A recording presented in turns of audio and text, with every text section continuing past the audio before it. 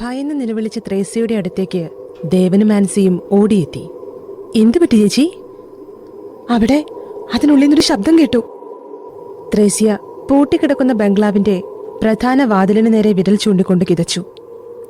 ഞാനൊന്ന് നോക്കട്ടെ. ദേവൻ കരുതലോടെ വാതിലിന് മുന്നിൽ വന്നു നിന്നു. കൈകൊണ്ട് വാതിലിലൊന്ന് മുട്ടി. ഉള്ളിൽ നിന്നും ചെറിയ മുരൾച്ച പോലെ എന്തോ കേട്ടു.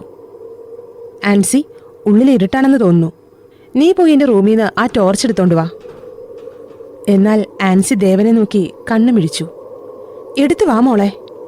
ഇല്ലെന്ന ഭാവത്തിൽ ആൻസി തലയാട്ടി. ദേവൻ ത്രേസ്യയെ നോക്കി. പാവം, പേടിച്ചിട്ടാണ് ചേച്ചി. സാരമില്ല, ഞാൻ എടുത്തോണ്ട് വരാം. ദേവൻ ടോർച്ചെടുക്കാനായി വീട്ടിലേക്ക് പോയി. ഒന്ന് കൂടെ പോടി, ആ മോൻ നിന്നെ പിടിച്ച് വിഴുങ്ങത്തൊന്നുമില്ല. ആൻസി ദേവൻ താമസിക്കുന്ന വീട്ടിലേക്ക് നടന്നു.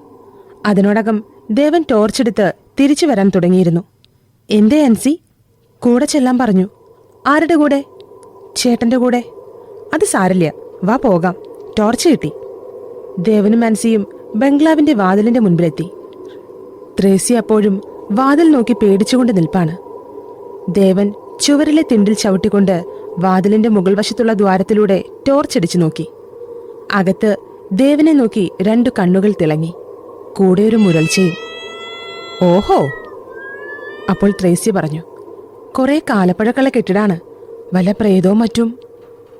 ദേവൻ ചാവിയെടുത്ത് വാതിലിന്റെ പൂട്ട് തുറക്കാൻ ശ്രമിച്ചു. ത്രേസ്യ ഒരടി പിറകിലേക്ക് വെച്ചു. ആൻസി ത്രേസ്യയുടെ പിറകിൽ ചുമലിൽ പിടിച്ചു നിന്നു. ദേവൻ ആ വാതിലുകൾ തള്ളി തുറന്നുകൊണ്ട് അകത്തു കയറി. കട്ടിളയുടെ മുകൾ വശത്തു നിന്നും പുഴുകുത്തിയ മരപ്പൊടികൾ പൊഴിഞ്ഞു വീണു. ദേവൻ ആ വിശാലമായ ഹാളിലെ ഓരോ വശത്തേക്കും ടോർച്ചടിച്ചു നോക്കി. ത്രേസ്യയും ആൻസിയും ഇപ്പോഴും പുറത്തു തന്നെ നിൽക്കുകയാണ്. ഇങ്ങനെ പേടിച്ചാൽ എങ്ങനാ? വാ, അകത്തേക്ക് വാ, ഒരു സംഭവം കാണിച്ചു തരാം. ത്രേസ്യയും ആൻസിയും പേടിയോടെ അകത്ത് കയറി. പേടിക്കണ്ട, ഇവിടെ ഭൂതവുമില്ല പ്രേതവുമില്ല. നോക്ക്.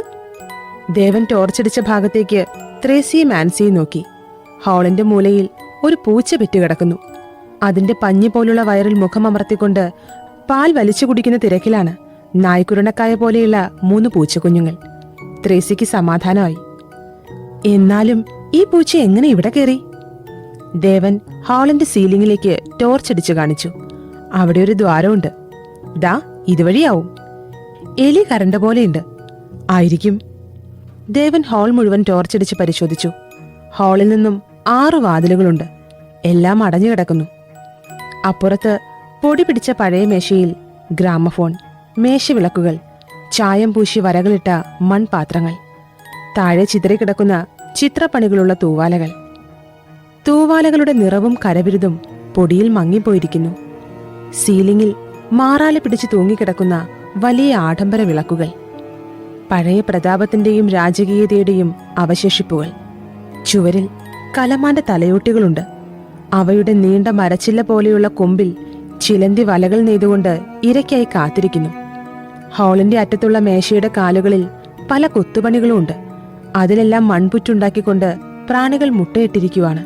ഹാളിന്റെ തെക്കേ അറ്റത്ത് മരത്തിൽ പണിതീർത്ത ഒരു കോണിപ്പടിയുണ്ട്.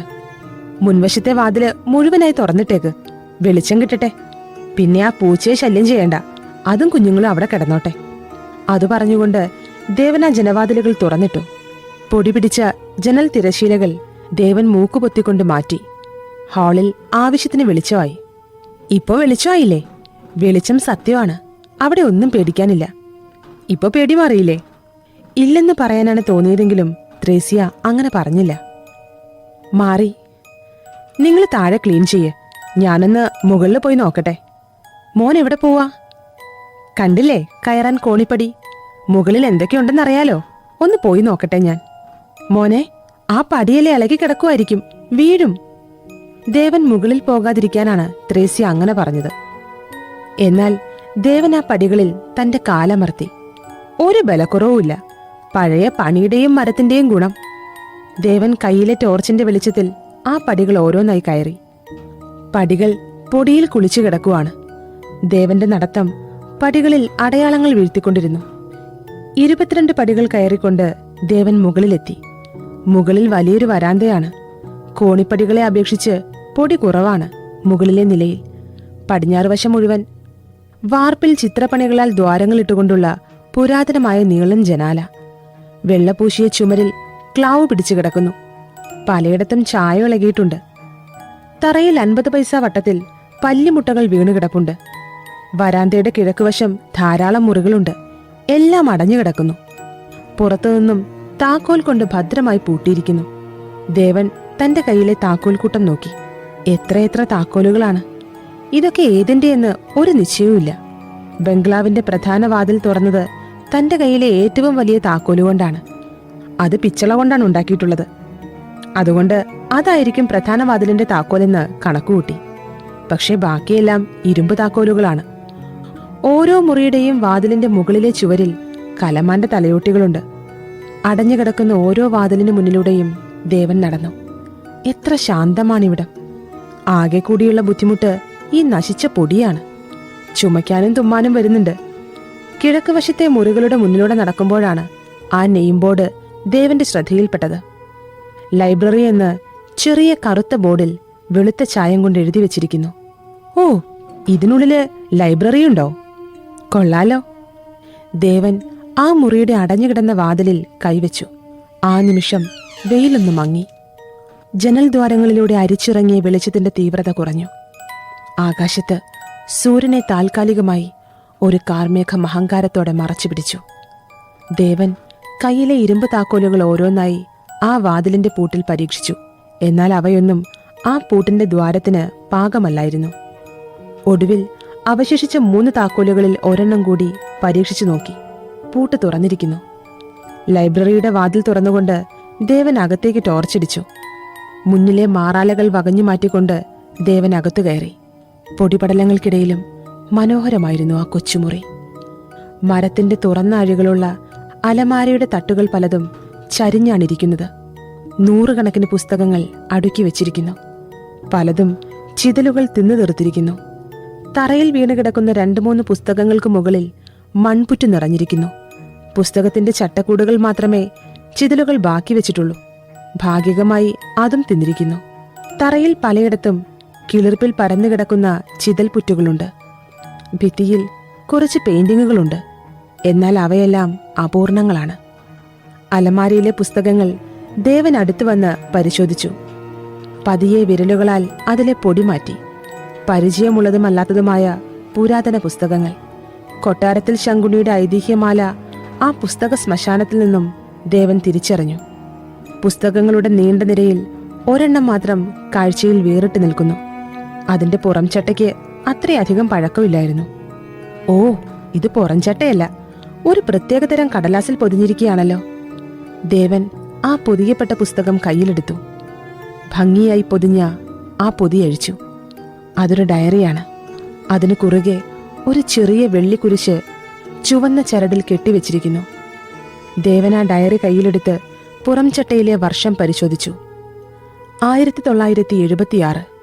ഓ, ഇത് വളരെ പഴക്കമുള്ളതാണല്ലോ. ഡയറി ഒരു കമ്പനിയുടെ പേരിൽ അടിച്ചിറക്കിയിട്ടുള്ളതാണ്. പീറ്റേഴ്സൺ റബ്ബർ കമ്പനി എന്നാണ് ഡയറിയുടെ മുകളിൽ എഴുതിയിരിക്കുന്നത്. എന്തിനാണ് ഈ ഡയറിക്കുമേൽ ഈ വെള്ളിക്കുരിശ് കെട്ടിവെച്ചിരിക്കുന്നത്? ചുവന്ന ചരട് കണ്ടിട്ട് ബുക്ക് മാർക്ക് പോലെയുണ്ട്. പക്ഷെ ഈ വെള്ളിക്കുരിശ് അതെന്തിനാണ്? കുരിശിതിൽ കെട്ടിവെച്ചിട്ട് വളരെയേറെ വർഷങ്ങളായിട്ടില്ല, അത് തീർച്ചയാണ്. അഴിച്ചു നോക്കിയാലോ? എന്തായിരിക്കും ഈ ഡയറിയിൽ? ദേവന് വല്ലാത്തൊരാകാംക്ഷ തോന്നി.